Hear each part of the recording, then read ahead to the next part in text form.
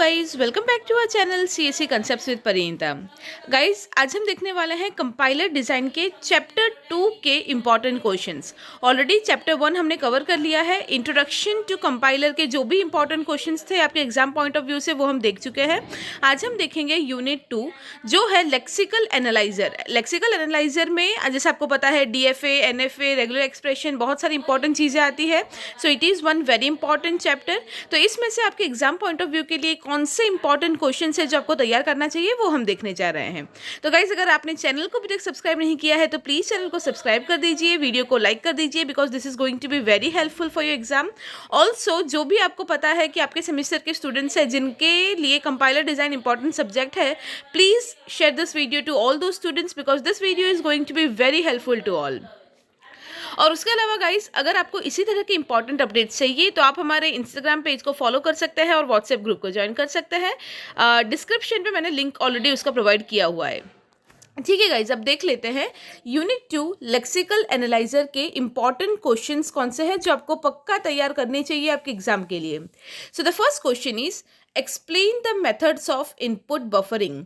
सो input buffering आपको पता होगा एक बहुत इंपॉर्टेंट कंसेप्ट है आपके एग्जाम पॉइंट ऑफ व्यू के लिए। और इनपुट बफरिंग पे काफ़ी बार क्वेश्चंस पूछे जाते हैं, राइट। सो दे में ask you what is input buffering 1 marks के लिए, या फिर लेंदी क्वेश्चन अगर उनको पूछना हो 3 से 4 मार्क्स में आपको पूछा जा सकता है that explain the methods of input buffering. तो अगर ये क्वेश्चन आपको पूछा जाता है तो उसके लिए आपको क्या करना है, देखिए वो क्वेश्चन आपको इस तरह से भी पूछ सकता है what is input buffering, explain the technique of buffer pair, या फिर which technique is used for speeding up the lexical analyser. तो गाइस ये 2-3 अलग अलग तरह है जिस तरह से आपको ये क्वेश्चन फॉर्म कर सकते हैं, बट ये सबका आंसर वही होगा। आपको इनपुट बफरिंग के बारे में एक्सप्लेन करना है। और उसके अलावा 2 मेन टेक्निक्स है इनपुट बफरिंग के जो है बफर पेयर और सेंटिनल्स, ये दोनों आपको एक्सप्लेन करने हैं। ठीक है, तो ये मैंने आपको ओवरव्यू दे दिया, फिर आप जो भी नोट्स या जो भी बुक्स रिफर करते हैं वहां से आप ये टॉपिक पढ़ सकते हैं। देख लेते हैं next question that is construct regular expressions from the given definitions. So guys I would say this is one of the most important question of this chapter because ये कोई भी आप कोई कम्पिटिटिव एग्जाम ले लो, आपके कॉलेज का exam ले लो, कुछ भी ले लो, रेगुलर एक्सप्रेशन बहुत ही ज़्यादा इंपॉर्टेंट टॉपिक है, राइट। तो ये कैसे पूछ सकते हैं, आपको कोई भी डेफिनेशन देंगे और वो डेफिनेशन पे से आपको रेगुलर एक्सप्रेशन बनाना है, राइट। मतलब आपको कुछ भी दे सकता है। अगर मैं आपको 2-4 एग्जाम्पल दे दूँ तो ऐसे कोई भी स्ट्रिंग बताइए जो हमेशा 0 पे एंड हो, ऐसा कोई भी स्ट्रिंग बताइए जो हमेशा 1 से स्टार्ट हो, ऐसा कोई भी स्ट्रिंग बताइए जिसमें 2 0 साथ में ना आते हो, राइट। तो इस तरह से अलग अलग क्वेश्चंस फॉर्म हो सकते हैं। इस तरह से आपको डेफिनेशन दिया होगा और वो डेफिनेशन के हिसाब से आपको रेगुलर एक्सप्रेशन फॉर्म करना है, रेगुलर एक्सप्रेशन बनाना है। ठीक है, तो अगर आपको रेगुलर एक्सप्रेशन कैसे बनाना है वो टेक्निक के बारे में नहीं पता या आप कंफ्यूज होते हो तो मैं डिस्क्रिप्शन में लिंक दे दूंगी, आप जाके वो वीडियो देख सकते हो। वहां पे मैंने डिटेल में बताया है रेगुलर एक्सप्रेशन कैसे फॉर्म कर सकते हैं, एकदम डिटेल में। मतलब अगर आप रेगुलर एक्सप्रेशन में कंफ्यूज होते हो तो आप वो वीडियो देख लीजिए। उसके बाद अगर आपको कोई भी क्वेश्चन पूछते हैं, कोई भी डेफिनेशन पूछते हैं, आप अच्छे से उसको समझ के अपने हिसाब से सही रेगुलर एक्सप्रेशन बना सकते हैं। ठीक है, so this is one of the very important question that can be asked in your exam. Third question देख लेते हैं, explain the difference between NFA and DFA. तो गाइस एनएफए और डीएफए के ऊपर भी काफ़ी सारे क्वेश्चंस आते हैं और ये जानना बहुत ज़रूरी है कि एनएफए और डीएफए के बीच में डिफरेंस क्या है। तो ये क्वेश्चन आपको 2 मार्क्स में भी पूछ सकते हैं, 4 मार्क्स में भी पूछ सकते हैं, राइट। हाँ, एक और क्वेश्चन बहुत सारे स्टूडेंट्स के माइंड में होता है कि अगर डिफरेंस पूछते हैं तो कितने मार्क्स के लिए हमको कितने डिफरेंस लिखने होते हैं। तो guys let me clear this out कि चेकिंग किस हिसाब से होती है। अगर लेट्स से ये क्वेश्चन आपको 2 मार्क्स में पूछा है, ठीक है, explain the difference between NFA and DFA. अगर आपको 2 मार्क्स में पूछते हैं तो आपको 2 डिफरेंस लिखना है। मतलब एनएफए और डीएफए का आप अलग अलग कॉलम बना दोगे। एनएफए के अंडर 2 पॉइंट्स होने चाहिए, डीएफए के अंडर 2 पॉइंट्स होने चाहिए, राइट। तो 2-2 4 पॉइंट्स हो जाएंगे तो उसके आपको मिलेंगे 2 मार्क्स। तो आप उस तरह से याद रखो कि अगर आपको 4 मार्क्स में ये क्वेश्चन पूछते हैं तो आपको 4 डिफरेंस लिखने हैं। मतलब एनएफए के अंडर 4 पॉइंट्स और डीएफए के अंडर 4 पॉइंट्स, इस तरह से 4 डिफरेंस के पॉइंट्स लिखोगे आप। अगर चारों पॉइंट्स सही हो तो उतने में ही आपको मिल जाएंगे 4 मार्क्स। राइट। ओके, इसके लिए भी मैं एक काम करूंगी, मैं डिस्क्रिप्शन में लिंक डाल दूंगी, आप जाके ये वहाँ से जाके रिफ़र कर सकते हो। वहाँ पे मैंने आपका पूरा कंसेप्ट भी क्लियर किया है कि एनएफए क्या होता है, डीएफए क्या होता है, और वो दोनों में एग्जैक्टली डिफरेंसेस क्या होते हैं, राइट। तो आपका एनएफए और डीएफए का पूरा कंसेप्ट क्लियर हो जाएगा, आप जाके वो लिंक में चेकआउट कर सकते हो। Let's say the next question. Convert NFA to DFA using Thomson's rule. So ये भी एक बहुत इंपॉर्टेंट क्वेश्चन है जो कि पूछा जाता है। NFA को DFA में कन्वर्ट करो, मतलब आपको कोई भी NFA दिया होगा, ठीक है। NFA आपको पता है नॉन डिटर्मिनिस्टिक फाइनाइट ऑटोमेटा, और DFA stands for deterministic finite automata, ठीक है।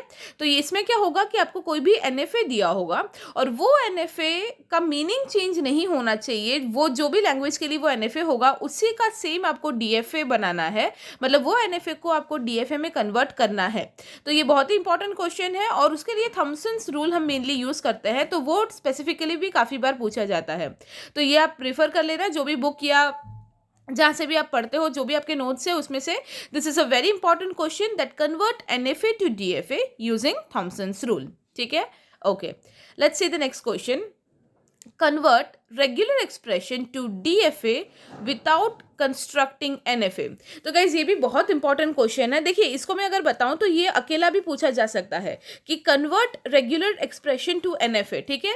ये एक्चुअली दो टाइप के इसमें क्वेश्चन बन सकते हैं। अगर आपको सिर्फ पूछते हैं रेगुलर एक्सप्रेशन दिया है, आपको ऐसा पूछ सकते हैं कि आपको रेगुलर एक्सप्रेशन दिया है, कोई भी रेगुलर एक्सप्रेशन मतलब 0+1 स्टार या इस तरह से, जो आपको पता ही होगा रेगुलर एक्सप्रेशन, तो उस तरह का आपको रेगुलर एक्सप्रेशन कोई भी दिया हो सकता है और सिर्फ वो रेगुलर एक्सप्रेशन देख के आपको समझना है वो कौन से लैंग्वेज का है और उसके बेसिस पे उन्हीं स्ट्रिंग्स को एक्सेप्ट करे, उसी तरह का आपको DFA बनाना है।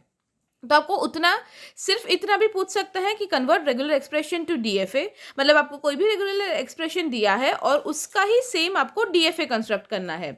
वो एक हो गया। अगर वो पूछेंगे तो वो ज़्यादा मार्क्स में नहीं पूछेंगे, because it is quite simple, 1 marks में 1, 2 मार्क्स में 1, इस तरह से पूछ सकते हैं। बट अगर आपको ये पूछते हैं that convert regular expression to DFA without constructing NFA, तो इसका आपको पूरा बड़ा मेथड आपको पता है, इसका पूरा मेथड होता है, प्रॉपर स्टेप बाय स्टेप आपको वो फॉलो करना होता है। और ये पूछेंगे तो 4 मार्क्स में, 7 मार्क्स में, इस तरह से बड़ा क्वेश्चन पूछ सकते हैं। तो this is again very important. अगर ये पूछ लिया तो ये 1 मार्क्स से आपको 4 मार्क्स या 7 मार्क्स दे सकते हैं। To convert regular expression to DFA without constructing NFA, ठीक है। So this is again very important question that you must refer. फिर लास्ट है construct deterministic finite automata for the given expressions. तो DFA बनाना, deterministic finite automata या फिर DFA बनाना, ये भी एक बहुत कॉमन क्वेश्चन है जो काफ़ी बार पूछा जाता है। इसमें क्या होगा, आपको एक्सप्रेशन दिया होगा, मतलब आपको कोई रेगुलर एक्सप्रेशन भी दे सकते हैं या फिर पूरा डेफिनेशन, मतलब construct DFA for the strings that starts with 1 and and with 000, ठीक है। इस तरह से, कि मैंने एक सिंपल से एग्जांपल दिया, बट इस तरह से कोई भी आपको डेफिनेशन या एक्सप्रेशन दिया होगा और उसको समझ के आपको उसके लिए DFA बनाना है, ठीक है। तो ये भी एक बहुत कॉमन क्वेश्चन है जो 2 मार्क्स में, 4 मार्क्स में, और थोड़ा कॉम्प्लिकेटेड हो तो 7 मार्क्स में भी पूछ सकते हैं। It is very important. अगर आपको DFA कैसे बनाना है वो उसके लिए आप क्लियर नहीं है, आपको नहीं आता, तो उसके लिए भी मैं लिंक प्रोवाइड कर दूंगी डिस्क्रिप्शन में, आप जाके, मैंने उसमें एकदम डिटेल में समझाया है कि DFA में क्या क्या होता है और किस तरह से कोई भी क्वेश्चन का आप DFA इजीली बना सकते हो। तो आप जाके वो वीडियो रेफर कर सकते हो, ठीक है। But any how this is a very important question जहां आपको एक्सप्रेशन या डेफिनेशन दिया होता है और आपको उसके लिए DFA बनाना होता है। So guys, that's all for this unit 2। अब मिलते हैं नेक्स्ट वीडियो में with the important questions of unit 3। Thank you so much.